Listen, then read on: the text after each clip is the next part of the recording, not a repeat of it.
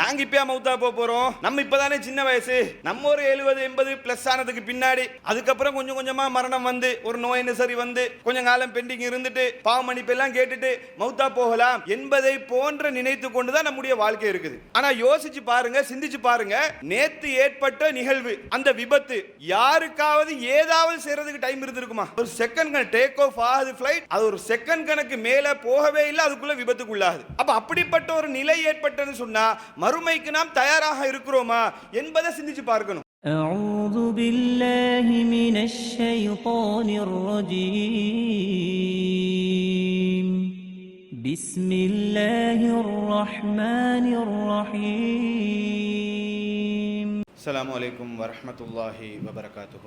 إن الحمد لله نحمده ونستعينه ونستغفره ونعوذ بالله من شرور أنفسنا ومن سيئات أعمالنا من يهده الله فلا مضل له ومن يضلله فلا هادي له وأشهد أن لا إله إلا الله وحده لا شريك له وأشهد أن محمدا عبده ورسوله أما بعد فقد قال الله تعالى في القرآن الكريم والفرقان المجيد يا أيها الذين آمنوا اتقوا الله حق تقاته ولا تموتن إلا وأنتم مسلمون وقال نبينا صلى الله عليه وسلم إن أصدق الحديث كتاب الله وأحسن الهدي هدي محمد وشر الأمور محدثاتها وكل محدثة بدعة وكل بدعة ضلالة وكل ضلالة في النار.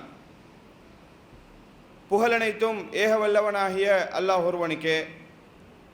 அல்லாஹ்வுடைய சாந்தியும் சமாதானமும் நம் உயிரை விட மேலாக மதிக்கக்கூடிய கண்மணி நாயகம் ஸல்லல்லாஹு அலைஹி வஸல்லம் அவர்கள் மீதும் அவர்களை பின்பற்றி வாழ்ந்த உத்தம சத்திய சஹாபாக்கள், சஹாபிய பெண்மணிகள், குறிப்பாக இங்கு இருக்கக்கூடிய நம் அனைவர் மீதும் என்றென்றும் நின்று நிலவட்டுமாக. அல்லாஹ்வுடைய மகத்தான கிருபையினால் அவனால் விதித்துள்ள ஜும்மா கடமையை இறை தூதர் காட்டி தந்த அடிப்படையில் மாத்திரமே நிறைவேற்ற வேண்டும் என்ற ஒரே நோக்கத்தோடு நாம் எல்லாம் இந்த இடத்திலே ஒன்று கூடியிருக்கிறோம். பேரன்புக்குரிய அல்லாஹ்வின் நல்லடியார்களே, இந்த உலகத்தில் நாம் வாழ்ந்து கொண்டிருக்கும் பொழுது அவ்வப்போது ஏற்படக்கூடிய சில நிகழ்வுகள், சம்பவங்கள் அல்லது சில விபத்துக்கள் நமக்கு எப்போவுமே பல படிப்பினையாக அமைவதை நாம் பார்க்கிறோம். உலகத்தில் ஏற்படக்கூடிய சில நிகழ்வுகள் அல்லது சில விபத்துக்கள், அதிலிருந்து நாம் பாடம் படிக்கக்கூடிய விதத்தில், நிறைய படிப்பினைகளை வைத்திருக்கக்கூடிய விதத்தில் அவ்வப்போது அல்லாஹ் என்ன செய்வான், நமக்கு ஏற்படுத்துவான். பாதிக்கப்பட்ட மக்களுக்கு, நல்லவர்களுக்கு அது சோதனையாக அமைந்தாலும் அதிலிருந்து அந்த விபத்தை, அந்த சம்பவத்தை பார்க்கக்கூடிய வெளியில் இருக்கக்கூடிய மக்களுக்கு அதில் ஏராளமான படிப்பினைகளை அல்லாஹ் வைத்திருக்கிறான். அந்த விஷயத்திலிருந்து நாம் படிப்பினை பெற்று எங்களை நாம் சுய பரிசோதனை செய்து எம்மை நாம் திருத்திக் கொள்வதற்கு என்ன செய்யணும், முயற்சி செய்ய வேண்டும், அல்லது எம்மை நாம் மாற்றிக்கொள்வதற்கு முயற்சி செய்ய வேண்டும். இப்படி ஒவ்வொரு காலகட்டத்தில் ஒவ்வொரு நிகழ்வுகள் ஏற்பட்டு கொண்டு தான் இருக்குது. இப்போ அந்த வகையில் நீங்கள் பார்த்தீங்கன்னு சொன்னால், நேற்றைய தினம் ஏற்பட்ட விமான விபத்து உண்மையிலேயே எல்லாருடைய மனதையும் உழுக்கக்கூடிய விதத்தில், எல்லாரையுமே கவலையில் ஆழ்த்தக்கூடிய அளவுக்கு ஒரு கோரமான விமான விபத்து வந்து நேற்றைய தினம் ஏற்பட்டிருக்குது. அதாவது அகமதாபாத்தில் இருந்து லண்டன் வரைக்கும் சென்ற விமானம், கிட்டத்தட்ட 243 பயணிகளோட சென்ற விமானம் திடீர்னு என்ன நடக்குது, டேக் ஆஃப் ஆகி சில வினாடிகள்லேயே ஒரு கட்டிடத்தின் மீது மோதி அதில் ஒருத்தரை தவிர எல்லாருமே உயிரிழக்கக்கூடிய அளவுக்கு ஒரு விபத்து வந்து நேற்றைய தினம் நடைபெற்றது. இன்றைக்கு மாஸ் மீடியா, சோசியல் மீடியா எதை எடுத்துக்கொண்டாலும் நேற்றைய தினத்திலிருந்து இப்போ வரைக்கும் அந்த செய்தி தான் எல்லா இடத்துலையுமே என்ன பேசு பொருளாக இருக்குது. இந்தியாவில் அகமதாபாத்தில் இருந்து லண்டன் வரைக்கும் சென்ற விமானம். இதில் நீங்கள் பார்த்தீங்கன்னு சொன்னால், அந்த பிரயாணத்தில் பயணித்தவர்களை பார்த்தீங்கன்னு சொன்னால் ஒவ்வொருத்தர் ஒவ்வொரு கனவோட பயணித்தவர்களாக இருந்திருக்கிறாங்க. அதை நமக்கு ஒவ்வொரு செய்திகளாக வெளிவந்து கொண்டிருக்குது. ஒரு குடும்பத்தை பார்த்தீங்கன்னு சொன்னால், அங்கே இருந்து இந்தியாவில் இருந்து லண்டனில் போய் செட்டில் ஆகணும் என்று சொல்லி ஒரு டாக்டர் ஃபேமிலி, ஒரு வைத்திய ஃபேமிலி புள்ளகுட்டியோடு என்ன செய்கிறாங்க, லண்டன் போகணும், அங்கே போய் செட்டில் ஆகணும்னு சொல்லி கனவோடு போகிறாங்க. அவங்க அந்த குடும்பத்தோட உயிரிழந்த நிலை. கிட்டத்தட்ட 242 பேர் என்ன செஞ்சிருக்கிறாங்க, மரணித்திருக்கிறார்கள். அதே போல இன்னும் சிலரை பார்த்தீங்கன்னு சொன்னா, குஜராத்தில் முன்னாள் முதலமைச்சர் அவரும் அந்த விமானத்தில் பயணித்து என்ன செஞ்சிருக்கிறாரு, மரணத்தை தழுவி இருக்கிறார். இப்படி ஒவ்வொருத்தர் ஒவ்வொரு கனவோட பயணித்தவர்கள் அந்த விமான விபத்தில் சிக்குண்டு மரணித்த நிலையை நம்ம பார்க்கிறோம். செய்திகள் வழியாக ஒவ்வொருத்தருடைய வாழ்க்கை பின்னணியும் வந்து கொண்டே இருக்குது. இப்படிப்பட்ட ஒரு கவலையான விபத்து, இப்படி ஒரு நிகழ்வு ஏற்பட்டிருக்கும் போது உண்மையிலேயே கவலையான செய்தியாக இருந்தாலும் அதை நம்ம வெளியிலிருந்து பார்க்கக்கூடிய நாம் அதிலிருந்து பெற வேண்டிய படிப்பினைகள் என்ன, உணர வேண்டிய பாடம் என்ன என்பதை ஒவ்வொருத்தரும் சிந்தித்து பார்த்து அதிலிருந்து பெற வேண்டிய படிப்பினை எடுத்து நம்முடைய வாழ்க்கையில கொண்டு வர வேண்டிய மாற்றங்களை கொண்டு வரணும். சிந்திச்சு பாருங்க. இந்த விபத்தை வந்து பல கோணங்களில் நம்ம பார்க்கலாம். பல கோணங்களில் அதிலிருந்து நமக்கு படிப்பினைகளை பெற முடியும். அதுல முதலாவது முக்கியமானதுமாக நம்ம பெற வேண்டிய, நினைவுபடுத்த வேண்டிய விஷயம் என்னவென்று சொன்னால் மரணம். யாராவது கற்பனை செஞ்சு பார்த்துருப்பாங்களா? ஃப்ளைட் டேக் ஆஃப் ஆகி சில வினாடிகளில் அந்த ஃப்ளைட் வந்து வெடிக்க போகுது, விபத்துக்குள்ளாக போகுது, நம்ம ஒட்டுமொத்த மக்களும் மரணிக்க போகிறோம் என்ற சிந்தனை யாருக்காவது கொஞ்சம் சரி வந்திருக்குமா? ஒவ்வொருத்தரும் ஒவ்வொரு கனவோட பயணித்தவர்கள், ஒவ்வொரு கனவோட நம்ம இங்கே போய் இப்படி செட்டில் ஆகணும், இங்கே போய் இப்படி இருக்கணும் என்று சொல்லி ஒவ்வொருத்தரும் ஒவ்வொரு நோக்கத்தோடு பயணித்தவர்கள். யாருமே அந்த நேரத்தில் மரணத்தை பற்றி சிந்தித்திருக்கவே மாட்டார்கள்.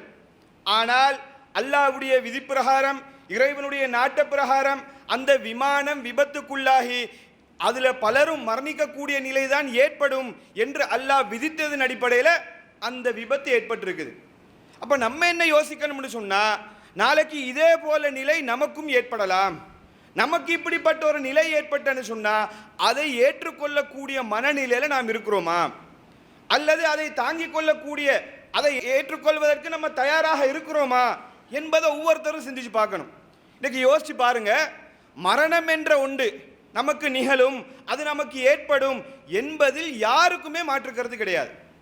உலகத்திலேயே கருத்து முரண்பாடே இல்லாம ஒட்டுமொத்த மக்கள், ஒட்டுமொத்த மனிதர்களும் ஏற்றுக்கொண்ட ஒரு விஷயம் இருக்கும் என்று சொன்னால் அது மரணம்தான். யாருமே சொல்ல மாட்டாங்க உலகத்தில் நான் மரணிக்காமல் எனக்கு வாழ்ந்து விட முடியும் என்று சொல்லவே முடியாது.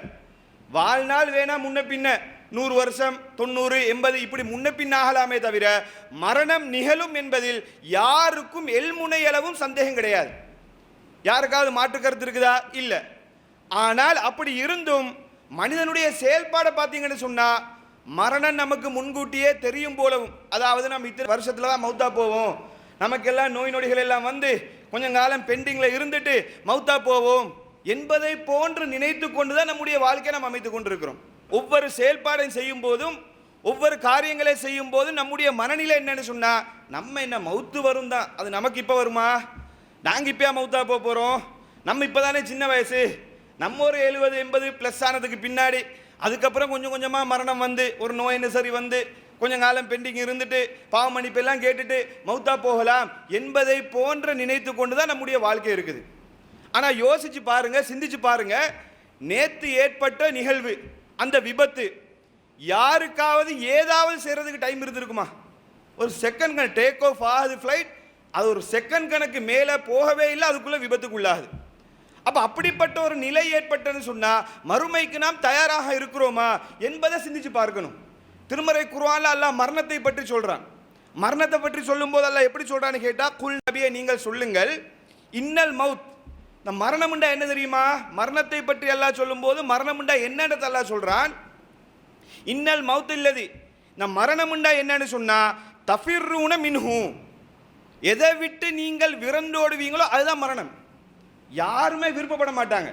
யாருக்காவது மௌத்தாகிறதுக்கு எனக்கு விருப்பம், இப்போ என்ன நான் மௌத்தானா ரெடி, பேச்சுக்கு வேணா சொல்லுவாங்க, பேச்சுக்கு வேணா சொல்லுவாங்க, நானுண்டா மௌத்தானா ஓகே எனக்கு ரெடி, நான் வந்து அந்த அளவுக்கு சேர்த்து வச்சிருக்கிறேன், இந்த பேச்சுக்கு தான் சொல்லுவாங்களே தவிர யாருமே மரணத்தை விரும்ப மாட்டாங்க. அதான் அல்லாஹ் சொல்றான், மரணம்ண்டா என்ன தெரியுமா? எல்லா மக்களும் எல்லாருமே எதை விட்டு விரண்டோடுவீங்களோ, எது நமக்கு வரக்கூடாது என்று நினைப்பீங்களோ அதுதான் மரணம். அந்த மரணம் எப்படிப்பட்டதுன்னு சொன்னா ஃபஇன்னஹு முலாகிக்கும், அது உங்களை சந்தித்தே தீரும்.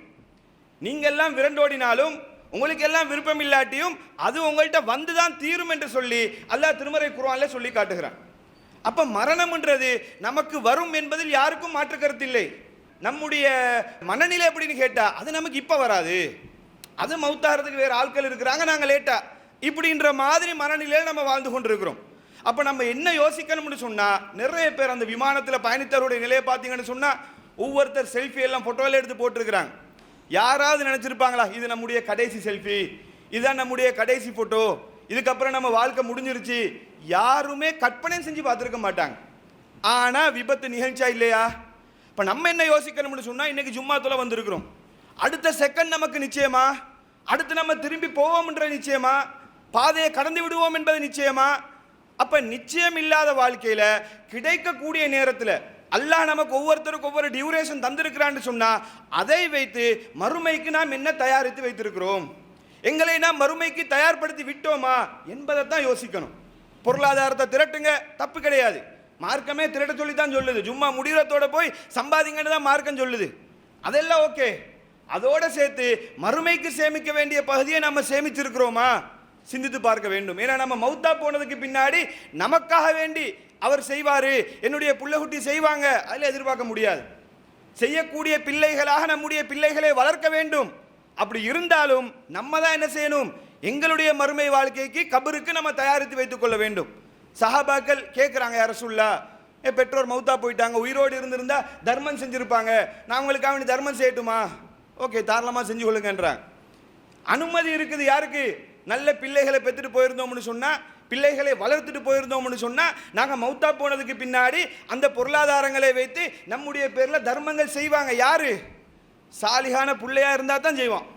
இல்லாட்டி மௌத்தா போகிறதோட சொத்தை கணக்கு பார்ப்பான், எனக்கு இது உனக்கு அது கணக்கு போட்டு அவன் லைஃப்பில் செட்டில் ஆகிறதுக்குரிய வழியை தான் பார்ப்பான். அப்போ நம்ம என்ன யோசிக்கணும்னு சொன்னால், மரணத்துக்கு எங்களை நாங்கள் தான் தயாரித்து கொள்ளணுமே தவிர அடுத்தவர்களை எதிர்பார்த்து நம்முடைய வாழ்க்கையை அமைத்துக் கொள்ளவே கூடாது.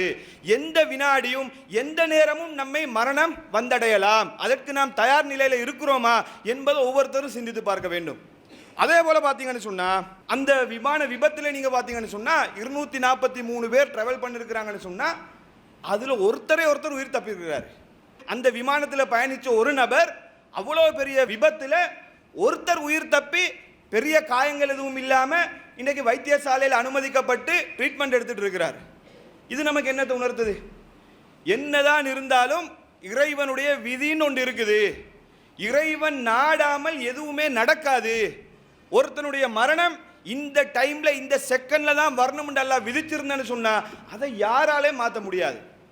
குல்ல யுசீபனா இல்லாமல் கதபல்லாஹுலனா, அல்லாஹ் விதித்ததை தவிர வேற எதுவுமே நமக்கு நடக்காது என்று நபியை நீங்கள் சொல்லுங்கன்னு அல்லாஹ் சொல்கிறானே. இந்த நம்பிக்கை என்னதான் இருந்தாலும் இறைவனுடைய விதி பிரகாரம் தான் நடக்கும்.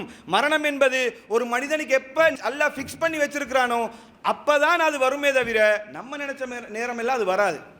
நம்முடைய பார்வைப்படி அவ்வளோ பெரிய ஒரு விபத்தில் உயிர் தப்புறதெல்லாம் நினைச்சும் பார்க்க இயலாது.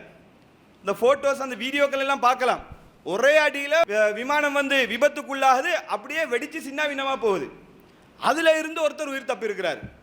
அப்போ இறைவனுடைய ஆற்றல், இறைவனுடைய வல்லமை, இறைவன் நாடினது தான் நடக்கும் என்பதை நமக்கு உணர்ந்து கொள்ள முடியுதா இல்லையா? நமக்கு புரிந்து கொள்ள முடியுதா இல்லையா? அப்போ இறைவனுடைய ஆற்றலை நம்ம இந்த நேரத்தில் சிந்திச்சு பார்க்க கடமைப்பட்டிருக்கிறோம். அதே போல் பார்த்தீங்கன்னு சொன்னால் இன்னொரு முக்கியமான நிகழ்வும் அதில் நடக்குது. அது என்ன? அந்த விமானத்துக்காக வேண்டி பயணத்துக்கு தயாராக இருந்த ஒரு ஆள் வந்து அந்த விமானத்தை வந்து மிஸ் பண்ணுறாங்க. இது எப்படி இருக்க முடியும் யோசிச்சு பாருங்க. நார்மலாக ஒரு விமானத்துக்கு தயாராக இருக்கும்போது, ட்ராவல் பண்ணுறதுக்கு, ஃப்ளை பண்ணுறதுக்கு நம்ம ரெடியாக இருக்கும்போது ஏர்போர்ட்டுக்கு குறைஞ்ச 3 மணி நேரத்துக்கு முன்னாடி வாங்கன்னு சொல்லுவாங்க. கவுண்டர் வந்து 45 நிமிஷத்துக்கு முன்னாடி க்ளோஸ் பண்ணுவாங்க. அதுக்கப்புறம் லேட்டாக வந்தால் ஒன்றும் செய்ய முடியாது. அப்படி என்னதான் சொல்லியிருந்தாலும், முன்னறிவிப்புகள் சொல்லியிருந்தாலும் லேட்டாக வரக்கூடியாக்கள் லேட்டாக வந்து நிறைய பேர் ஃப்ளைட்டை மிஸ் பண்ணுவாங்க. அப்படி இந்த ஃப்ளைட்லையும் அகமதாபாத்தில் இருந்து லண்டன் வரைக்கும் ட்ராவல் பண்ண இருந்த இந்த ஃப்ளைட்டில் ஒருத்தர் என்ன பண்ணுறான்னு சொன்னால் அந்த விமானத்தை மிஸ் பண்ணுறாங்க. எப்படிப்பட்ட கவலையாக இருந்திருக்கும் யோசிப்பார். நம்ம ஒரு விமானத்தை மிஸ் பண்ணேன்னு சொன்னால் எவ்வளோ கவலை, எவ்வளவு நஷ்டம். சாதாரண ஒரு தூரம் ட்ராவல் பண்ணுறண்டாலே அதுக்கு பல ஆயிரங்கள் நஷ்டமாகும். இப்போ லண்டன் வரைக்கும் டிக்கெட் போட்டு கடைசி நேரத்தில் போகாமுட்டேன்னு சொன்னால் ரிஃபண்ட் அமௌண்ட் கிடைக்காது, 1008 காரணங்கள் சொல்லி நம்ம போட்ட காசில் சின்ன ஒரு அமௌண்ட் தான் திருப்பி கிடைக்கும். அதுவே பெரிய மன உளைச்சலாக இருக்கும். அப்போ அப்படிப்பட்ட நேரத்தில் அந்த நபரும் விமானத்தை மிஸ் பண்ணிட்டோம் என்று கவலையில் இருக்கக்கூடிய நேரத்தில் அடுத்த செய்தி என்ன வருது? விமானம் விபத்துக்குள்ளாகி பலரும் உயிரிழந்துட்டாங்க, விமானம் சின்ன வினமாக போயிருச்சு என்ற செய்தி வந்த உடனே அந்த நபர்ட மனநிலை எப்படி இருந்திருக்கும்னு யோசிச்சு பாருங்க. இது நமக்கு என்னத்தை உணர்த்துது? இந்த செய்தி, இந்த சம்பவம் நமக்கு மிகப்பெரிய படிப்பினையை சொல்லி தருது. திருமறை குர்ஆனும் சுன்னாவும் நமக்கு பல தடவை சொன்ன நினைவுபடுத்திய செய்தியை மீண்டும் நம் கண் முன்னாடி எடுத்து காட்டிருக்குது. அது என்ன செய்தி? நம்ம ஒன்றை நமக்கு நலவுன்னு நினச்சிட்டு இருப்போம், அதில் சில நேரங்களில் கெடுதியும் இருக்கும். நம்ம ஒரு விஷயத்தை நமக்கு கெடுதின்னு நினச்சி கொண்டு இருப்போம், அதில் அல்லாஹ் ஹைரையும் நன்மையையும் வைத்திருப்பான். அது நமக்கு தெரியாது. எந்த ஒன்று நமக்கு நிகழ்ந்தாலும் நம்ம என்ன புரிஞ்சு கொள்ளணும்னு சொன்னால், அந்த காலத்தில் நமக்கு எது தேவையோ அதைத்தான் அல்லாஹ் நிகழ்த்திருக்கிறானே தவிர அதில் நிச்சயமாக நலவு இருக்கும். நமக்கு எந்த ஒன்று நடந்தாலும் அதில் ஹைர் இருக்கும் என்பதை நம்ம மறந்துவிடவே கூடாது. இந்த தத்துவம், இந்த அடிப்படை கொள்கை நம்முடைய உள்ளத்தில் ஆழமாக பதியணும். திருமறை குர்ஆன்ல அல்லாஹ் சொல்லி காட்டுறான். என்ன சொல்றா? வ அஸா அன் தக்ரஹு ஷைஅன் வ ஹுவ கைருல் லக்கும். நீங்க ஒரு விஷயத்தை வெறுப்பீங்க, ஆனால் அதுல நன்மை இருக்கும். நீங்க ஒரு விஷயத்தை வெறுப்பீங்க, அதுல அல்லாஹ் நன்மையை வைத்திருப்பான். வ அஸா அன் துஹிப்பு ஷைஅன். நீங்க ஒரு விஷயத்தை விரும்புவீங்க, வ ஹுவ ஷர்ருல் லக்கும். அது உங்களுக்கு கெடுதியாக இருக்கக்கூடிய நிலையில. ஒரு விஷயத்தை நாங்கள் நலவுன்னு நினைப்போம், உண்மையிலே அந்த டைமுக்கு, குறிப்பிட்ட டைமுக்கு ஃப்ளைட்டுக்கு போய் போர்டாகி ஃப்ளைட்டில் பறந்துருக்கணும்ன்றதான் அந்த மனிதனுடைய கணக்குப்படி நலவு. அதான் நல்லது. எப்படியாச்சும் ட்ராவல் பண்ணி ஃப்ளைட்டை வந்து நமக்கு பிடிச்சிருக்கணும். ஆனால் அது மிஸ் ஆனதுனால அந்த நபருக்கு எவ்வளோ பெரிய நலவு. அல்லாஹ் உயிரை பாதுகாத்தானா இல்லையா? பெரிய விபத்திலிருந்து அந்த நபரை பாதுகாத்தானா இல்லையா? அப்போ ஒரு மனிதன் எப்போ என்ன புரியணும்னு சொன்னால், நம்ம ஒரு விஷயத்தை நலவுன்னு நினச்சிட்டு இருப்போம், அது நடந்தால்தான் நல்லது, அதுதான் எனக்கு வேணும் என்று அடம் பிடித்து கொண்டிருப்போம். ஆனால் அதில் பல கெடுதிகள் இருக்கும், அது நமக்கு தெரியாது. அதே போல் ஒரு விஷயம் இதில் என்னத்தை இருக்குது? ஐயோ இப்படி நடந்துருச்சே, இது நடக்காமல் இருந்திருந்தால் நல்லா இருந்திருக்குமே என்று சொல்லி நம்ம சில விஷயங்கள் நினைச்சு கொண்டிருப்போம். ஆனால் அதில் அல்லாஹ் ஏராளமான நன்மைகளை வைத்திருப்பான், ஏராளமான ஹைரை வைத்திருப்பான் என்பதை புரிந்து கொள்ள முடியுதா இல்லையா?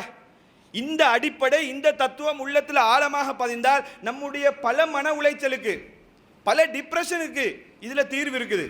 இன்னைக்கு ஒவ்வொருத்தர் ஒவ்வொரு கஷ்டமான சூழ்நிலைகள் வந்தோம், அதை பற்றி யோசிச்சு யோசிச்சு டென்ஷன் ஆகி மனநோயாளியாகவே மாறுறான். இப்படி நடந்துருச்சே, இப்படி ஆயிருச்சே, எனக்கு இப்படிப்பட்ட நஷ்டம் வந்துருச்சே. ஒவ்வொரு கோணத்தில் இந்த வசனத்தை நீங்கள் யோசிச்சு பாருங்க, இந்த சம்பவத்தை ஒவ்வொரு கோணத்தில் யோசிச்சு பாருங்க. நம்ம ஒன்று நலவுண்டு அதுக்காக வேண்டி கஷ்டப்பட்டிருப்போம், அது நடக்கலன்னு சொன்னா அதை பற்றி சிந்திச்சு சிந்திச்சு மன உளைச்சலுக்கு ஆளாகுவது ஒரு மூமினுடைய பண்பல்ல. அல்லாஹ்வுடைய தூதர் ஸல்லல்லாஹு அலைஹி வஸல்லம் சொல்றாங்க, அஜபன் லி அம்ரில் மூமினீன், மூமின்களுடைய காரியம் எனக்கு ஆச்சரியம் அளிக்கிறது. இன்ன அம்ரஹு குல்லஹு கைர், ஒவ்வொரு விஷயமும் அவனுக்கு நல்லதா தான் அமையுது. வலைஸ ஸாக லி அஹதின் இல்லா லில் மூமின், இது மூமினை தவிர வேற யாருக்கும் இப்படி நடக்குதும் இல்லை. ரசூலுல்லாஹ் சொல்றாங்க, மூமின்களுடைய காரியம் எனக்கு ஆச்சரியமா இருக்குது, மூமின்களை பார்த்தா எனக்கு ஆச்சரியமா இருக்குது. அவனுக்கு எது நடந்தாலும் நல்லதா தான் இருக்குது, எது நடந்தாலும் அவனுக்கு நல்லதா தான் இருக்குது. இது மூமினை தவிர வேற யாருக்கும் நடக்கிறதும் இல்லை. அது என்ன காரியம்? அல்லாஹ்வுடைய தூதர் சொல்றாங்க, இன் அஸாபத்துஹு ஷர்ராவ், அவனுக்கு சந்தோஷமான நிகழ்வுகள் என்ன சரி ஏற்பட்டது என்று சொன்னால், ஷக்கர, அவன் இறைவனுக்கு நன்றி செலுத்துகிறான், ஃபகான கைரல் லஹு, அது அவனுக்கு நல்லதாக அமைகிறது. ஒரு மூமின் எப்படி இருப்பான்னு கேட்டால், என்ன சரி சந்தோஷமான நிகழ்ச்சி, மகிழ்ச்சியான நிகழ்வு, சந்தோஷமான நிகழ்வு ஏற்பட்டது என்று சொன்னால் அல்லாஹ்க்கு நன்றி செலுத்துறான். ஒரு பிஸ்னஸ் பண்ணுறான், நல்ல ப்ராஃபிட் வருது, அது ஏண்ட திறமையால் தான் வந்துச்சு, அது ஏண்ட டெக்னிக்கால தான் வந்துச்சு, நான் மேனேஜ் பண்ணதுனால தான் வந்துச்சு, அது ஒன்றும் இல்லை, அல்லாஹ் எனக்கு நிகழ்த்திருக்கிறான், அல்ஹம்துலில்லாஹ், அல்லாஹ்க்கு தான் எல்லா புகழும். அல்லாஹ் சந்தோஷத்தில் சஜதால விழுந்து அல்லாஹ்வுக்கு நன்றி செலுத்துறது. இப்படி அல்லாஹ்வுக்கு மூமின்கள் நன்றி செலுத்துவாங்க. அந்த நன்றி செலுத்தக்கூடிய செயல் ஃபகான கைரல் லஹு, அது அவனுக்கு நல்லதாக அமைகிறது. ஃபைன் அஸாபத்துஹு ضرா, அவனுக்கு ஏதாவது தீங்கான துன்பமான நிகழ்வுகள் ஏற்பட்டது என்று சொன்னால் சபர, அவன் பொறுமையாக இருக்கிறான், ஃபகான கைரல் லஹு, அது அவனுக்கு நல்லதாக இருக்குது. எப்படி அல்லாஹ்வுடைய தூதர் சொல்றாங்கன்னு பாருங்க. ஏதாச்சும் கஷ்டமான துன்பமான நிகழ்வு நமக்கு ஏற்பட்டா ஒரு மூமினா என்ன செய்யணும்னா பொறுமையாக இருக்கணும். ரைட், அதில் அல்லாஹ் ஹைரை வச்சிருப்பான், அதில் அல்லாஹ் நமக்கு நலவத்தான் வச்சிருப்பான், நமக்கு தெரியாத புறத்தில் தெரியாத விஷயங்கள் அதில் இருந்திருக்கும், அல்லாஹ் நமக்கு நல்லதை நாடி இருக்கிறான் என்று பொறுமையாக இருப்பது மூமின்களுக்கு அதுவே நல்லதாக அமையும்ன்றாங்க. யோசிச்சு பாருங்க, நமக்கு ஒரு இந்த மனநிலை, இந்த அல்லாஹ்வுடைய தூதருடைய பொன்மொழி நம்முடைய உள்ளத்தில் ஆழமாக பதிஞ்சா நம்முடைய அறவாசி பிரச்சனை இல்லாமல் போயிடும். அறவாசி மன உளைச்சல் இல்லாமல் போகும். என்ன சரி, ஒரு வியாபாரத்தை எடுத்துக்கொள்ளுங்களே, நஷ்டம் போகுது, முயற்சி பண்ணோம், உண்மையில இடத்துல துவா கேட்டிருப்போம், பல மடங்கு துவா கேட்டிருப்போம், இது எனக்கு ஹைராக்கித்தான் நலவாக்கித்தான்னு சொல்லி கேட்டிருப்போம், அல்லது லாபத்தை பெற்றுத்தான்னு சொல்லி கேட்டிருப்போம். ஆனால் அதில் ஒரு நஷ்டம் ஏற்பட்டதுன்னு சொன்னால் நமக்கு தெரியாத பாதிப்புகள் அதில் இருந்திருக்கலாம், நமக்கு தெரியாமல் இருந்திருக்கும். நம்ம யோசிச்சிருப்போம் இது நடந்தால் நமக்கு இப்படி ஆயிருப்போம். ஆனால் அது நடக்காமல் இருந்ததுனால அதை விட நன்மைகள் அல்ல நாடி இருப்பான். அல்லாஹ்வுடைய தூதர் ஸல்லல்லாஹு அலைஹி வஸல்லம் அவர்கள் துஆவை பற்றி சொல்லும்போது என்ன சொல்றாங்க? துஆ 3 விதத்தில் அங்கீகரிக்கப்படும். ஒன்று என்ன? கேட்கறது கிடைக்கும். நம்ம ஒன்றை கேட்டிருப்போம், யா அல்லாஹ் எனக்கு இத்தனை கோடியத்தா, அல்ல எனக்கு ஒரு வாகனத்தை தா, எனக்கு இதைத்தான் கேட்டிருப்போம். அல்லாஹ் பார்ப்பான், இந்த டைமில் ரைட் ஓகே இவனுக்கு இதை கொடுப்போம்னு கொடுத்துருப்பான். சில நேரங்களில் அல்லாஹ் என்ன செய்வான்னு சொன்னால் அதை கொடுக்காம அந்த துஆவை அப்படியே வச்சு மறுமை சேமிப்பாக கொடுப்பான். உலகத்தில் கொடுக்க மாட்டான், அதை தூக்கி மறுமையில் கொடுப்பான். அப்படி இல்லாட்டி அல்லாஹ் என்ன செய்வான்? உலகத்தில் ஏற்படக்கூடிய ஒரு முசீபத்தை இல்லாமாக்குவான், ஒரு சோதனை இல்லாமாக்குவான். நம்ம நினச்சிக்கிட்டு இருப்போம் இது கிடைச்சா நல்லா இருக்குமே. அல்லாஹ் என்ன செய்வான்டா, அதை கொஞ்சம் ஹோல்ட் பண்ணி வச்சுட்டு நம்ம துவா கேட்டோமே அதுக்காக வேண்டி அல்லாஹ் என்ன செய்வான்னு கேட்டால் நம்முடைய முசீபத்தில் ஒன்று இல்லாமாக்கி விட்டுருவோம். அதை விட இவனுக்கு இதுதான் பெட்டர். அப்போ இறைவனுக்கு தெரியும் எது நல்லது, எந்த டைமில் எதை கொடுத்தா பெஸ்ட்டாக இருக்கும்னு சொல்லி படைச்ச ரப்புல் ஆலமீனுக்கு தெரியும். அப்போ இந்த மனநிலை நமக்கு வரணும். இந்த கஷ்டம் வந்தாலும் அதை ஏற்றுக்கொள்ளக்கூடிய, பொறுமை காக்கக்கூடிய மனநிலை நமக்கு இருக்கணும். யோசிச்சு பாருங்க, வியாபாரங்கள் இப்படி நஷ்டம் வரும். உங்களுடைய ஒவ்வொருத்தருடைய லைஃபையும் பேக்கில் போய் ரிவர்ஸில் போய் யோசிச்சு பாருங்க. ஒவ்வொருத்தரும் ஸ்கூல் போகும்போது என்ன மனநிலையில் இருப்போம்? படித்து பெரிய ஆள் ஆகணும், எல்லாரும் டாக்டர் ஆகணும், எல்லாரும் இன்ஜினியர் ஆகணும். கேட்கக்கூடிய எல்லாத்தையும் பிள்ளைகிட்ட கேட்பாங்க, உங்களோட எம்பிஷன் என்ன, உங்களோட கோல் என்னடுவாங்க. எல்லாரும் சொல்லுவாங்க நான் டாக்டர் ஆகணும், நான் இன்ஜினியர் ஆகணும், நான் பைலட் ஆகணும்னுவாங்க. எல்லாரும் டாக்டர் ஆனால் யார் ட்ரீட்மெண்ட்டுக்கு போகிறது? எல்லாம் இன்ஜினியர் ஆனு சொன்னால் யார் வீடு கட்டுறதுக்கு அடுத்த வேலை பார்க்குறது? அப்போ எல்லா உலகம் இயங்கணும்னு சொன்னால் எல்லாம் பேலன்ஸாக இருக்கணும். கொஞ்சம் டாக்டரும் இருக்கணும், கொஞ்சம் இன்ஜினியர் மாதிரி இருக்கணும், கொஞ்சம் லோயர்ஸ் மாதிரி இருக்கணும், கொஞ்சம் அன்றாடம் வேலை செய்யக்கூடிய அந்த மாதிரி ஆட்கள் இருக்கணும், பிஸ்னஸ் பண்ணக்கூடிய ஆள் இருக்கணும். இப்படி எல்லாமே இருந்தால்தான் உலகம் இயங்கும். எல்லாருக்குமே நினைச்சது நடந்தா அப்போ உலகம் ஒழுங்காக இயங்காது. என்ன சரி துப்புரவு பணி செய்ய வேண்டி வரும். வீட்டுக்கு ஆள் கூப்பிட்டா நான் டாக்டர், நான் வீட்டில் வேலை செய்யணுமான்னு வாங்க, நானே இன்ஜினியர், நான் உங்கள் வீட்டில் வேலை செய்யணுமான்னு வாங்க. அப்போ உலகம் இயங்கணும்னா எல்லாம் பேலன்ஸாக இருக்கணும். இப்போ படிக்கும்போது யோசிச்சு பாருங்க, ஒவ்வொருத்தரும் என்ன யோசிச்சிருப்போம்? O level பாஸ் ஆகி A level பாஸ் ஆகி நாம் பெஸ்ட்டான இடத்துக்கு போகணும்னு நினச்சிருப்போம். இவ்வளோ கனவுல ஸ்கூலுக்கு போன நாங்கள் O levelலையே பலருடைய வாழ்க்கை என்ன ஃபில்டர் ஆகி ரிவர்ஸில் போயிருக்கும். இன்னும் கொஞ்சம் பேர் A levelோட ஃபில்டராக இருப்பாங்க. இப்படி போன பலருடைய வாழ்க்கையை பார்த்தீங்கன்னு சொன்னால் படிப்பில் இந்த விஷயத்தில் வீக்காக போயிருந்தாலும் வியாபாரம்னு வரும்போது அவன் இன்றைக்கு சமுதாயத்தில் பெரிய இடத்துல இருப்பான். அந்த நேரத்தில் நாங்கள் யோசிச்சிருப்போம், O level ஃபெயில் ஆகிட்டோமேன்னு சொல்லி இன்றைக்கி நிறைய பேர் தற்கொலை பண்ணிக்கிறாங்களா இல்லையா? A level ஃபெயில் ஆகிட்டேன்னு தற்கொலை பண்ணிக்கிறாங்க. அவனுக்கு தெரியாது, அடைய உன்னை ஃபெயிலாக போனதே நலவுக்கு தான் சொல்லி அவனுக்கு அது தெரியாது. படைச்ச ரப்புல் ஆலமீனுக்கு தெரியும். இன்றைக்கி பார்த்தீங்கன்னு சொன்னால் இன்றைக்கு ஒரு பெரிய இடத்துல அவன் இருப்பான். படிப்புன்னு சொல்லி பார்க்கும்போது வீக்காக இருந்திருப்பான். அவனுக்குள்ள திறமையை பயன்படுத்தி அவன் பிஸ்னஸில் பெரிய லெவலில் போயிருப்பான், அல்லது வேறு துறையில் அவன் வேறு லெவலில் போயிருப்பான். சும்மா நம்ம லைஃப்பை யோசிச்சிங்க, அடுத்தாக்கள்லாம் தேவை கிடையாது. நம்ம யோசிச்சு பாருங்களே, ஒரு எக்ஸாம் ஃபெயில் ஆனோம்னு சொல்லி 2 நாள் கதவை மூடிக்கிட்டு அழுதுருப்போம். அந்த எக்ஸாம் ஃபெயில் ஆனதே ஒன்று அளவுக்கு தாண்டி இப்போ தான் நம்ம யோசிப்போம். அன்னைக்கு நம்ம பாஸ் ஆகி போயிருந்தோம்னு சொன்னால் இன்றைக்கி வேறு துறையில் போயிருப்போம். அதில் ஃபெயில் ஆனதுனால தான் இன்றைக்கு இந்த துறையில் இன்றைக்கு நான் இப்படி செல்வ செழிப்போடு இருக்கிறேன், அல்லது ஆரோக்கியமாக இருக்கிறேன், நிம்மதியாக இருக்கிறேன் என்று யோசிக்கக்கூடிய நிலை வரும். அப்போ என்ன நம்ம புரிஞ்சு கொள்ளணும்னு சொன்னால், எந்த ஒன்று நடந்தாலும் அதில் மூமினுக்கு நிச்சயமாக நலவு இருக்கும். அல்லாஹ் இரக்கமானவன், தாயை விட பல மடங்கு இரக்கமானவன் இறைவனாக இருக்கும்போது நமக்கு நல்லது நடமாட்டானா? அப்போ யோசிச்சு பாருங்க, அந்த விமான விபத்தில் ஒருத்தர் ஃப்ளைட்டை மிஸ் பண்ணுறாரு, கற்பனை பண்ணி பார்த்துருப்பாரா இதை மிஸ் பண்ணுறதுல எனக்கு இவ்வளோ பெரிய நலவு இருக்கும் என்று யோசிச்சு பார்த்துருப்பாரா? உண்மையிலே அந்த ஃப்ளைட் விமானம் விபத்துக்குள்ளாகாமல் அல்லாஹ்வுடைய நாட்டப்படி பறந்து போய் ரீச் ஆகியிருந்தாலும், லொக்கேஷனை சென்றடைந்திருந்தாலும் இவருக்கு என்ன சரியாக நலவு வச்சிருப்பான். அதுதான் உண்மை. அப்படி தான் நம்ம புரிந்து கொள்ளணும். அந்த விமானம் விபத்துக்குள்ளாகாமல் இருந்தாலும் ஃப்ளைட்டை மிஸ் பண்ணோமா, அதில் நமக்கு ஒரு மன உளைச்சல் வருதா, நஷ்டங்கள் வருதா? அதில் நிச்சயமா இல்லை, வேற என்ன சரி ஹைரை வச்சிருப்பான். இதை கண்முன்னுக்கு அல்ல, என்ன இந்த விபத்தில் கண்முன்னுக்கு எடுத்து காட்டிருக்கிறான். இப்படி புரிஞ்சுக்கோங்கப்பா, இந்த சம்பவங்கள், இந்த நிகழ்வுகளை இப்படி நீங்கள் புரிந்து கொள்ளுங்கன்றதுக்காக வேண்டி இதை நம்ம என்ன செய்யலாம், படிப்பினையாக இந்த சம்பவத்திலிருந்து பெற்றுக்கொள்ளலாம். இப்படி எல்லாம் உங்களுக்கு நடந்த ஒவ்வொரு விஷயத்தையும் யோசிங்க. வியாபாரத்தில் இன்வெஸ்ட் பண்ணியிருப்பீங்க, ஆரம்பத்தில் ஒரு வியாபாரத்தில் இன்வெஸ்ட் பண்ணியிருப்பீங்க, அது நலவு, அதில் ப்ராஃபிட் வந்து அது பிஸ்னஸ் நல்லா போனால் தான் நலவுன்னு நம்ம யோசிச்சிருப்போம். அது ஃபெயிலியராக போய் நம்ம வேறொன்றில் கை வச்சிருப்போம், அது வந்து செல்வ செழிப்பாக நம்ம நினைச்சதை விட நல்ல நிலையில் வந்து நின்றுருப்போம். இப்படி ஒவ்வொருத்தர் வெளிநாடு போகிறதுக்கு தயாராக இருந்திருப்பாங்க. ஏதோ மிஸ் ஆகி ஃப்ளைட் மிஸ் ஆகி ஏதோ வெளிநாடு போயிருக்க மாட்டார். சரி நமக்கு வெளிநாடு சரிப்பட்டு வராது, இங்கே என்ன சரி பிஸ்னஸ் பண்ணுவோம்னு ஆரம்பிச்சிருப்பாரு, இன்றைக்கு பெரிய நிலையில் இருப்பாங்க. அப்போ இதுதான் இறைவன் சொல்லக்கூடிய அடிப்படையான தத்துவம். இதை புரிஞ்சு கொள்ளுங்க. இந்த விமான விபத்திலிருந்து இந்த ஒரு படிப்பினே நம்ம பெறணும். எந்த ஒன்று நடந்தாலும் நலவாக இருக்கும், அதே போல எந்த துன்பமான காரியம் நடந்தாலும் அதை நலவாக ஏற்படுத்தி தர சொல்லி அல்லாஹ்விடத்தில் துஆ கேட்கறதுக்கு ரசூலுல்லாஹ் வழிகாட்டுறாங்க. நமக்கு ஒரு துன்பம் ஏற்படுது, நமக்கு ஒரு கஷ்டம் ஏற்படுது, அல்லாஹ்வுடைய தூதர் என்ன சொல்றாங்க? ஒரு துஆ சொல்லி தராங்க. இன்னா லில்லாஹி வ இன்னா இலைஹி ராஜிஊன்.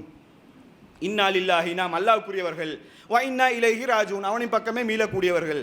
இது வந்து மௌத்தா போனதுக்கு மட்டும் இல்லை, எந்த ஒரு கஷ்டம் வந்தாலும் இதை சொல்லிட்டு அதோட ரசூலுல்லாஹ் சொல்லி தந்த துஆ என்ன? அல்லாஹும்ம அஜிர்னி ஃபி முசீபத்தி வஹ்லிஃப் லி ஹைரன் மின்ஹா. அல்லாஹும்ம அஜிர்னி ஃபி முசீபத்தி, இந்த சோதனையிலிருந்து என்ன பாதுகாத்துடு, இதை விட சிறந்ததை தா, இதை விட சிறந்ததை எனக்கு கொடுத்துடு யா அல்லாஹ். அல்லாஹ்ட கேளுங்க. ஒரு பிசினஸ் லாஸ் ஆகுதா கேளுங்க, ஒரு வாகனம் விபத்துக்குள்ளாகுதா இதை கேளுங்க, யா அல்லாஹ் இதை விட சிறந்ததை தா. நம்ம நினைப்போம் இதை விட சிறந்த வாகனம் நமக்கு கிடைக்கவா போகுது, நம்ம பாவிச்சிருந்த பென்ஸ் கார் இதை விட சிறந்த இப்படி நம்ம யோசிப்போம். நமக்கு தெரியாமல் அல்லாஹ் சிறந்ததை கொடுப்பான். இதே மாதிரி தான் யோசிச்சாங்க உம்மு சலமா. அபூ சலமா அவர்கள் மௌத்தா போகும்போது அல்லாஹ்வுடைய தூதர் இந்த வாசகத்தை சொன்ன உடனே அவங்க கேட்ட கேள்வி என்ன தெரியுமா? அபூ சலமாவை விட சிறந்த ஒரு ஆளாக கிடைக்க போறாங்க எனக்கு. அபூ சலமா உம்மு சலமாட கணவன் மௌத்தா போறாங்க, இந்த துஆவை சொல்றாங்க. அல்லாஹ் இன்னா இல்லாஹி வ இன்னா இலைஹி ராஜிஊன் அல்லாஹும்ம அஜிர்னி ஃபி முஸீபத்தி வஹ்லிஃப் லி ஹைரன் மின்ஹா. இந்த துஆவை கேட்ட உடனே அவன் சொன்ன பதில் என்ன? இவங்களை விடவா ஃபர்ஸ்ட் ஹிஜ்ரத் போன நபர் முஸ்லீம்கள், இப்படிப்பட்ட ஒரு இறையச்சம் உடையவரால் அல்லது ஒரு நல்ல ஒரு மனிதர், இவரை விட நல்ல ஒரு ஆளா எனக்கு கணவனை அமைய போறாங்க என்று நினைக்கிறாங்க. அல்லாஹ் என்ன தெரியுமா நடத்துறான்? அல்லாஹ்வுடைய தூதரே முஹம்மது நபி ஸல்லல்லாஹு அலைஹி வஸல்லம் அவர்களே உம்மு சலமாவை திருமணம் முடிக்கிறாங்க. பெண் கேட்டு முறைப்படி திருமணம் முடிக்கிறாங்க. நினைச்சு பார்ப்பாங்களா அல்லாஹ்வுடைய தூதர் தனக்கு கணவனா கிடைப்பாங்க என்று அந்த பெண்மணி கற்பனை கூட பண்ணி பார்க்கல. ஆனா துஆவை கேட்குறாங்க, அதை விட சிறந்ததை தான், அபூ சலமா விட சிறந்த கணவன் உலகத்தில் இல்லைன்னு நினைச்சிட்டு இருந்தாங்க. அல்லாஹ்வுடைய தூதரே கணவன் அமைகிறாங்க. உலகத்தில் அல்லாஹ்வுடைய தூதரை விடவா? அப்ப நமக்கு நம்ம கல்குலேஷனுக்கு சிலது புரியாது, செட் ஆகாது. பிஸ்னஸ் ஒன்று லொஸ்டான அதுதான் உலகம்னு நினைப்போம், ஒரு எக்ஸாம் ஃபெயிலா போனால் அதுதான் உலகம்னு நினைப்போம். அதை விட பல நலவா அல்லாஹ் வச்சிருப்பான். அதுக்கு தான் அல்லாஹ்வுடைய தூதர் இதை சொல்றாங்க. பொறுமையா இருங்க. சந்தோஷமா நடக்குதா, சந்தோஷம் வருதா, அல்ஹம்துலில்லாஹ் அல்லாஹ்க்கு நன்றி செலுத்துங்க. கவலை வருதா, பொறுமையா இருங்க, அது உங்களுக்கு நல்லதாக நடக்கும். அல்லாஹ் குர்ஆன்ல தான் சொல்றான், நீங்க ஒன்று ஆசைப்படுவீங்க, நீங்க ஒன்று விரும்புவீங்க, அதுல கெடுதியை வச்சிருப்பான். நீங்க ஒன்று வெறுப்பீங்க, அதுல எல்லாம் நலவை வச்சிருப்பான். இந்த சம்பவத்தை கண்முன்னுக்கு எடுத்து காட்டிய விஷயம்தான் இந்த ஏர் இந்தியா விமான விபத்து. ஒருத்தர் விமானத்தை மிஸ் பண்றாரு, அவருக்கு இவ்வளவு பெரிய நலவு அல்லாஹ் வச்சிருக்கிறான். அப்ப எந்த ஒரு விஷயத்தையும் இப்படி நம்ம என்ன செய்யணும்? புரிந்து கொள்ள வேண்டும். அதே போல பார்த்தீங்கன்னு சொன்னா பலருடைய பேச்சு என்ன? நம்மளும் இப்படி ஒரு கஷ்டமான நிகழ்வு ஏற்படும் போது இப்படி செய்யாமல் இருந்திருந்தா நம்ம தப்பிருப்போமே, இப்படி இருந்திருந்தா இப்படி ஆகிருக்குமே, நம்மளும் கொஞ்சம் லேட்டாக போயிருந்தா, உதாரணமா அந்த நபரும் லேட்டாக போயிருந்தா விமானம் விபத்துக்கு உள்ளாகாமல் இருந்திருக்குமே, இப்படி எல்லாம் பேசுகிற நடைமுறை இருக்கும். அல்லாஹ்வுடைய தூதர் சொல்றாங்க, இப்படி பேசக்கூடிய ஆட்களுக்கு விமானத்துக்கு மட்டுமல்ல எந்த ஒரு கஷ்டம் வந்தாலும் இப்படி பண்ணாமல் அந்த பிஸ்னஸில் போடாமல் இருக்கிறச்சு, லொஸ்ட் ஆகாமல் இருந்திருப்போமே. ரசூலுல்லாஹ் சொல்றாங்க, இன்ன லவ் தஃப்தஹு அமல் ஷைத்தான், யார் இப்படி செஞ்சிருந்தா இப்படி நடந்திருக்கும், இப்படி செஞ்சிருந்தா இப்படி நடந்திருக்கும்னு பேசுறாங்களோ அது வந்து அந்த பேச்சு ஷைத்தானுடைய பேச்சு. ஷைத்தான் தான் இப்படி பேசுவான், இப்படி செஞ்சிருந்தா இப்படி விதிப்படி நடந்ததுன்னு போயிட்டே இருக்க வேண்டியதுதான். இப்படி போகாமல் இருந்திருந்தா இப்படி ஆக்சிடென்ட் ஆகிருக்காது, இந்த பேச்சு பேசக்கூடாது. அல்லாஹ்வுடைய விதிப்படி தான் நடந்தது என்பதை நம்ம என்ன செய்யணும்? புரிந்து கொள்ள வேண்டும். அப்போ இந்த ஒரு அடிப்படை ஒவ்வொரு நிகழ்வு ஏற்படும் போதும், ஒவ்வொரு விபத்து, ஒவ்வொரு விஷயங்கள் நிகழ்வுகள் ஏற்படும் போது அதிலிருந்து நம்ம பெற வேண்டிய படிப்பினை என்ன என்பதை பார்த்து எங்களை நாங்கள் சுய பரிசோதனை செய்யணும். மரணத்துக்கு தயாரா, மறுமைக்கு தயாரித்து வச்சிருக்கிறோமா, அதுக்கு ஏற்ற மாதிரி தான் இருக்கிறோமா, நம்முடைய மரணத்தை பற்றி 10, 20, 50 வருஷத்துக்கு போகிற வரும்னு நினச்சிட்டு இருக்கோம், அடுத்த செகண்ட் வந்தால் அதுக்கு நாங்கள் தயாரா, மறுமைக்கு சேர்த்து வச்சிருக்கிறோமா, அடுத்தாக்களை நம்பாம நாமே ரெடி, அல்லாஹ்வை சந்திக்க தயார் என்ற நிலையில இருக்கிறோமா? சிந்திச்சு பார்க்கணும். எது நடந்தாலும் நலவுக்கு தான். அல்லாஹ் என்னதான் இருந்தாலும், எவ்வளவு பெரிய விபத்தா இருந்தாலும் அந்த விமானத்திலிருந்து ஒருத்தர் உயிர் தப்பினாரா இல்லையா? அதுதான் அல்லாஹ்வுடைய வல்லமைன்றது, அதுதான் இறைவனுடைய பவர்ன்றது. அப்ப அல்லாஹ் நாடினால் ஒருத்தருக்கு நலவு நடக்க வேண்டும் என்று அல்லாஹ் நினைத்தால் எப்படிப்பட்ட ஒரு நிலை இருந்தாலும் அல்லாஹ் உதவுவான் என்பதை நம்ம மறந்துவிடக்கூடாது. அப்ப இந்த ஒரு அடிப்படை கஷ்டங்கள் வரும்போது ஒரு மூமின் எப்படி இருக்கணும்? பொறுமையாக, சந்தோஷம் ஏற்பட்டா நன்றி செலுத்துறது, கெடுதியான துன்பமான நிகழ்வுகள் ஏற்பட்டா பொறுமையாக இருக்கிறது, அது மூமின்களுக்கு ஹைராக அமையும் என்று ரசூலுல்லாஹ் சொன்ன பிரகாரம் நம்முடைய வாழ்க்கை அமைத்துக் கொள்ளணும். கஷ்டம் ஏற்படும் போது நான் ஏற்கனவே சொன்ன போல் அந்த துவாவை இன்னா லில்லாஹி வ இன்னா இலைஹி ராஜிஊன் அல்லாஹும்ம அஜிர்னி ஃபீ முஸீபத்தி வக்லிஃப்லி ஹைரன் மின்ஹா என்ற துவாவையும் அதிகமாக ஓதக்கூடிய மக்களாக நாங்கள் மாறணும். எனவே அப்படிப்பட்ட மக்களாக அல்லாஹ் நம் அனைவரையும் ஆக்கிடுவான். அல்ஹம்துலில்லாஹ் வஸ்ஸலாத்து வஸ்ஸலாமு அலா ரசூலில்லாஹ் அம்மா பாத். பேரன்புக்குரிய அல்லாஹ்வின் நல்லடியார்களே, எப்போதுமே இது போன்ற நிகழ்வுகள் ஏற்படும் போது, விபத்துக்கள் ஏற்படும் போது நீங்கள் சோஷியல் மீடியாவை பார்த்தீங்கன்னு சொன்னால் பழைய செய்தியெல்லாம் ஷேர் பண்ணிக்கிட்டு இருப்பாங்க. விமானத்திலிருந்து லைவ் கொடுத்த சகோதரர் உயிரை இழப்பதற்கு முன்னால் லைவ்ல கொடுத்தாங்க. பழைய என்னமோ நேபாள் விமான விபத்து செய்தியை நேற்று நடந்த செய்தி மாதிரி பரப்பிட்டு இருக்கிறாங்க.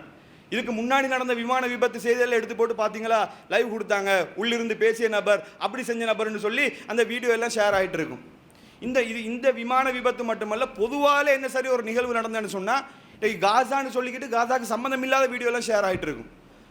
10-15 வருஷத்துக்கு முன்னாடி நடந்த செய்தியெல்லாம் நேற்று நடந்த மாதிரி ஷேர் ஆகிட்டு இருக்கும். அல்லாஹ்வுடைய தூதர் ஸல்லல்லாஹு அலைஹி வஸல்லம் அவர்கள் இப்படிப்பட்ட நபர்களுக்கு ஒரு எச்சரிக்கை சொல்கிறாங்க.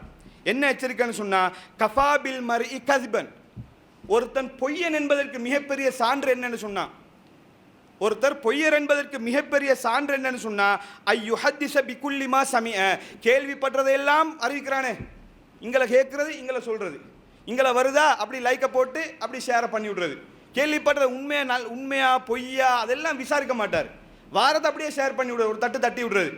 ரசூலுல்லாஹ் சொல்றாங்க, இவன் தான் பொய்யன்ன்றதுக்கு சான்று, இப்படி செய்கிறவன் தான் பொய்யன், கேள்விப்பட்டதையெல்லாம் சொல்றவன் தான் பொய்யன்ன்றாங்க. அப்போ எப்போவுமே ஒரு செய்தியை நம்ம ஷேர் பண்ணுறோமா, ஒரு செய்தியை அடுத்தாக்களுக்கு எடுத்து சொல்கிறோமா, அந்த செய்தியினுடைய நம்பகத்தன்மையை பார்த்து அது உண்மைதானா, உண்மையிலே இப்படிப்பட்ட செய்தி தானா, சம்பவம் நேற்று நடந்த நிகழ்வு தானா அப்படின்றத பார்த்து ஷேர் பண்ணணுமே தவிர சும்மா என்ன செய்யக்கூடாது, பழைய செய்திகளை எல்லாம் ஷேர் பண்ணக்கூடாது. பாசிட்டிவ் ரத்தம் அவசரமாக வேணும்னு சொல்லி ஷேர் ஆகிட்டு இருக்கும் இமேஜ், கால் பண்ணி பார்த்தா அதை 5 வருஷத்துக்கு முந்தி போட்ட இமேஜ்னு வாங்க, அதை ஷேர் பண்ணிட்டு இருப்பாங்க. அப்போ இப்படி இன்றைக்கு நம்முடைய சமூகத்தில் ஒரு அவல நிலையம் இருக்குது. சோஷியல் மீடியா எடுத்து பார்த்தா கண்ட மாதிரி செய்திகள் எல்லாம் ஷேர் ஆகிட்டு இருக்கும். அப்போ எந்த ஒரு செய்தியையும் தீர விசாரித்து உங்களுக்கு அதை உறுதிப்படுத்தலாமா, உங்களுக்கு அதை ப்ரூஃப் பண்ணலாமா, அந்த மாதிரி விஷயங்களை ஷேர் பண்ணுங்கள். கண்டதெல்லாம் ஷேர் பண்ணி நம்ம பொய்யனாக மாறக்கூடாது என்ற இறை தூதருடைய எச்சரிக்கையையும் கூறி உரையை நிறைவு செய்கிறேன். வாஹிரு தாவானா அல்ஹம்துலில்லாஹி ரப்பில் ஆலமீன்.